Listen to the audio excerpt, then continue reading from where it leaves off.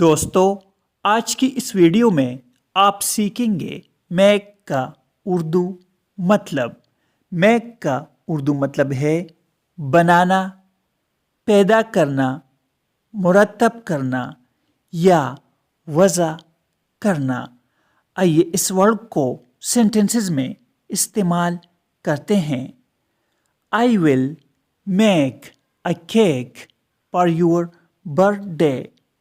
اس کا مطلب ہے میں تمہاری سالگرہ کے لیے کیک بناؤں گا۔ Please make sure the door is locked۔ اس کا مطلب ہے برائے کرم یقین کرے کہ دروازہ بند ہے۔ دوستو، چینل کو سبسکرائب کریں اور ویڈیو کو لائک اور شیئر ضرور کریں۔ Thanks for watching.